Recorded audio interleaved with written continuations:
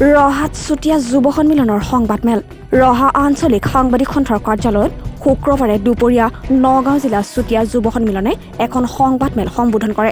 নগাঁও জিলা চুতীয়া জাতি যুৱ সন্মিলনৰ সভাপতি সোণমণি শইকীয়াই সম্পাদক ব্ৰজ কুমাৰ বৰদলৈ, কেন্দ্ৰীয় উপসভাপতি কমল বৰদলৈ, নগাঁও জিলা সাংগঠনিক সম্পাদক বলিন্দ্ৰ বৰকাকতি আদি উপস্থিত থাকি সংবাদমেলখন সম্বোধন কৰে।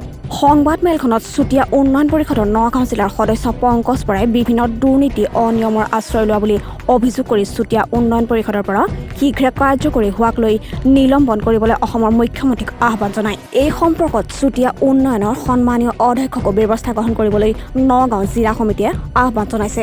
সংবাদমেলখনত যুৱ সন্মিলনৰ প্ৰাক্তন বিতুপন শইকীয়াৰ প্ৰৰোচনাত পৰি পংকজ বৰাই কেইজনমান সাংগোপাংগক লৈ এখন জিলা সমিতি গঠন কৰিছে। সেই সমিতিখনৰ কোনো বৈধতা নাই বুলিও মন্তব্য কৰি তেওঁক সকিয়নি নিদি সকলো চুতীয়া ৰাইজক পংকজ বৰাৰ জাতিধ্বংসী কাৰ্যত সহযোগ নকৰিবলৈ আহ্বান জনাইছে।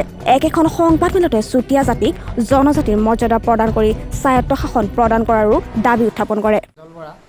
পংকজ বৰাই বিভিন্ন ধৰণৰ কেলেংকাৰী কৰিছে। তাত মানে 5 কোটি টকা আহিছে বুলি কৈ ৰাইজৰ মানুহ গোটালে যে ইয়াত আমাৰ এটা নামঘৰ বাউণ্ডেৰী হ'ব, ইয়াত মানে বুজন পৰিমাণৰ এটা পুঁজি চৰকাৰৰ ফালৰ পৰা আবণ্টন দিছে চুতীয়া উন্নয়ন পৰিষদলৈ। আপোনালোকে সীমাটো মোক উলিয়াই দিয়ক, মই খুব কম দিনৰ ভিতৰত আপোনালোকক এই বাউণ্ডেৰীটো বনাই দিম। কিন্তু আমি ওপৰ মহলৰ সকলো ব্যক্তিৰ পৰা গম পালোঁ যে সেইটো সম্পূৰ্ণ মিছা। তেওঁ এনেধৰণে কিছুমান মিছা প্ৰলোভনেৰে মানুহক মানে এই চুতীয়া যুৱ সন্মিলনখনক দ্বিখণ্ডিত কৰিছে আৰু তেওঁ এই লোকপিয়লৰ নামত 100 টকা লৈ প্ৰত্যেক ঘৰ দুখীয়া দৰিদ্ৰ নিচলা মানুহক বিভিন্ন ধৰণে মানে প্ৰৰোচনা কৰি মানুহখিনিক জুৰুলা কৰিছে।